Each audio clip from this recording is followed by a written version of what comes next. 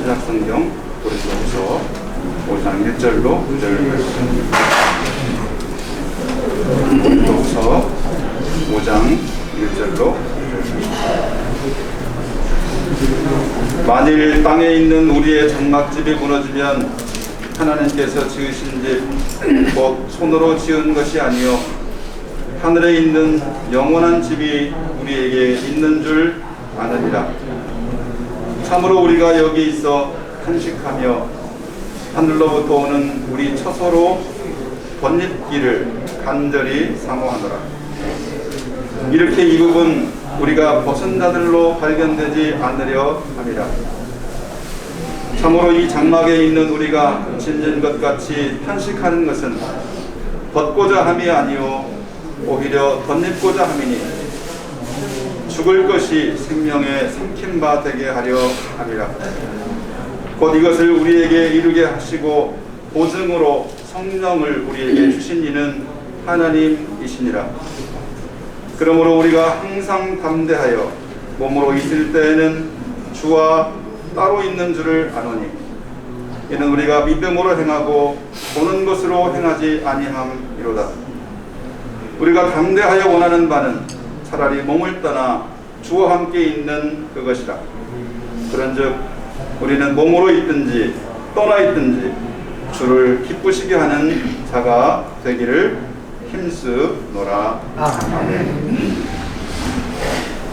이 자리에 있는 우리 모두는 사랑하는 고 하평택 장로님의 임종을 접하고 비통한 마음을 금할 길 없는 그런 상황으로 있습니다. 큰 슬픔으로 고통의 마음으로 애도합니다. 하지만 우리가 잘 알듯이 고 하평택 장로님은 가장 좋은 안식을 누리는 하나님 품에 안기셨음을 믿고 소망과 노력을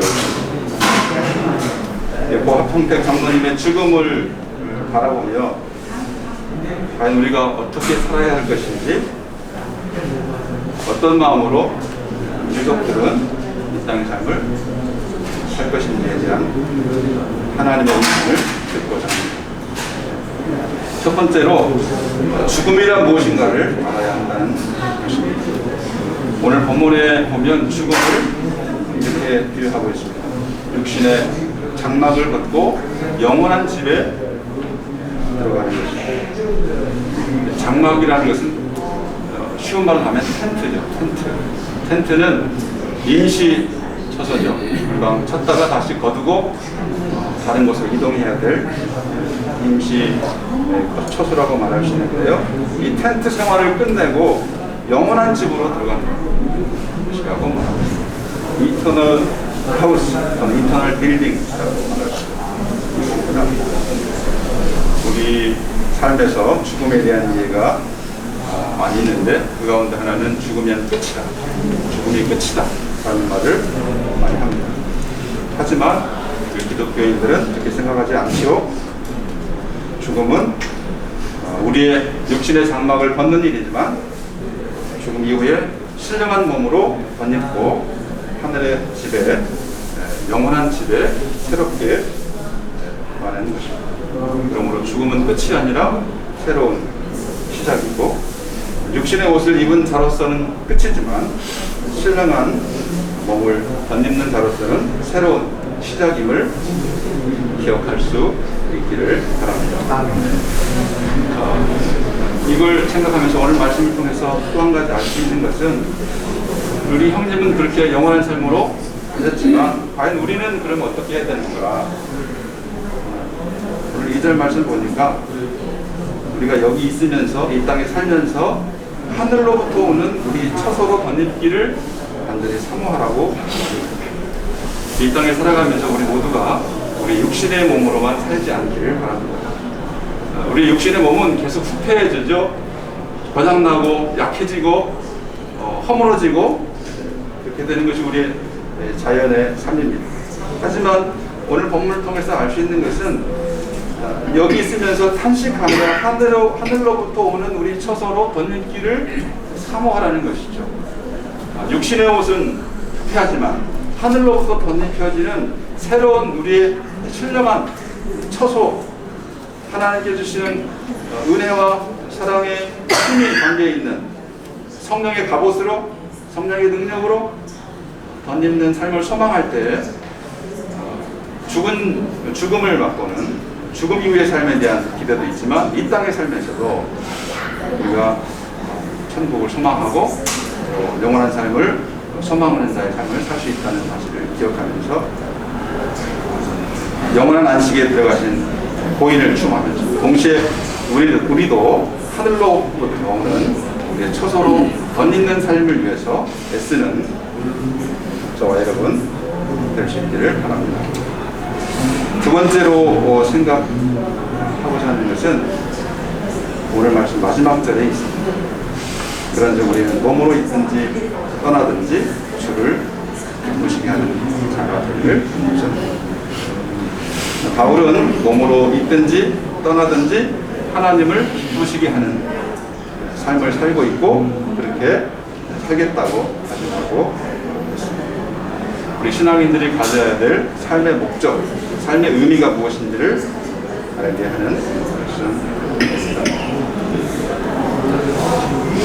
작은 형님을 추모하면 저는 이런 생각을 해요.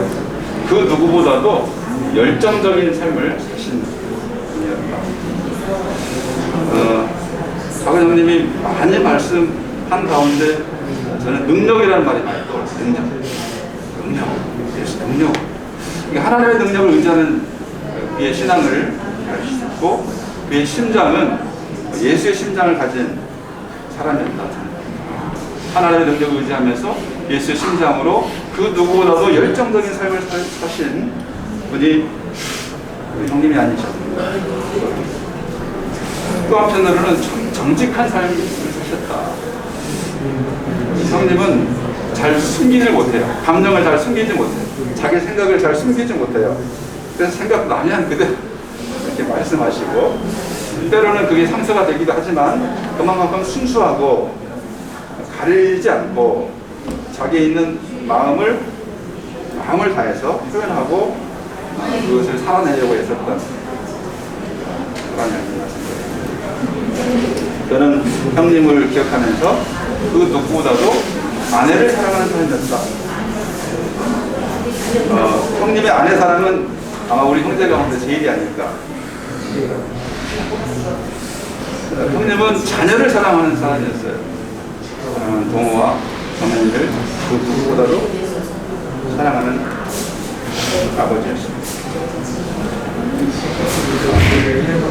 참 그 사랑이 아버지의 사랑이 정말 아름답게 느껴지는 그런 삶의 모습을 경험할 수 있습니다. 형님은 교회와 성도를 사랑했습니다. 하나님의 교회를 사랑합니다. 하나님의 교회가 잘 성할 수 있도록 그 어떤 어려움도 마다하지 않고 앞으로 나아가는 그런 삶을 사셨습니다. 형님은 믿음의 집안을 사랑했어요. 그 집안을 사랑하고 정말 가족들을 사랑하고 그런 아름다운 삶을 사셨습니다. 아버지를 기쁘게 하는 것, 주를 기쁘게 하는 삶. 그래서는 오늘 정현이가 이 자리에 없지만 공호를 통해서 그러한 바울의 마음이 이어질 수 있기를 바랍니다. 부모가 가지는 자식에 대한 기대는 내가 못다한 일을 자식이 해주시기를 바라는 그런 마음이 있습니다. 우리가 살아가면서 이제 80세를 일기로 하나님이 아니셨지만 다 한계가 있지 않습니까? 내가 하지 못한 일을 자녀가 더 이어서 해주기를 바라는 것이 부모의 심정입니다. 설령 이제 아름다운 삶을 사셨지만 자신의 삶으로 완성하지 못한 그런 하나님의 뜻을, 하나님을 기쁘시게 하는 일들을 사랑하는 공헌을 통해서 이어질 수 있기를 바랍니다. 그러면 하나님 나라에 계신 하나님이 그 무엇보다도 기뻐하십니다. 이것은 우리 모든 믿음의 집안 구성원들에게도 포함되겠죠. 그래서 형님이 정말 열정적으로 살아왔던 그런 삶을 또 못다한 일들을 우리 자신들이 이어갈 수 있는 그러한 삶이 되길 바랍니다. 그런 의미에서 우리가 몸으로 있든지 떠나 있든지 함께 있든지 또 이별해 있든지 상관없이 주를 뜻이 하는 우리 모두의 삶이 되어서 고하 평택 장로님을 추모하면서 또 그분의 삶이 더 의미 있게 우리 가슴 속에 남아있고 또 우리의 남아있는 삶으로 그런 의미들이 더 커지고 발현될 수 있는 그런 우리 믿음의 집안의 구성원들 되기를 바랍니다. 기도하겠습니다. 하나님, 그 누구보다도 열정적인 삶을 사셨던 고합 평택 장로님을 추모합니다. 하나님의 사랑으로, 하나님의 능력으로 그리스도의 심장을 가지고 이 땅의 삶을 불태우며 평생 사셨던 형님의 모습을 본받고 또 기억하며 이제 오늘 말씀을 통해서 보여주신 것처럼 육신의 장막을 입고 사는 우리가 영원한 집을 소망하며 우리의 연약한 몸들을 가진 상태로 머물러 있지 않고 하늘로부터 주어지는 영원한 처소를 받는 길을 소망하며 하나님께서 기뻐하시는 일을 이루고자 다짐하는 저희 모두가 되게 하여 주시고 특별히 남아있는 사랑하는 형수님 또 동호 정연이 가족 모두에게도 하나님의 위로와 평강과 또 하나님께서 새롭게 주시는 힘으로 이 땅의 삶을 아름답게 이끌어가는 저희 모두가 되게 인도하여 주시옵소서. 감사드리는 예수님의 이름으로 기도합니다. 아멘.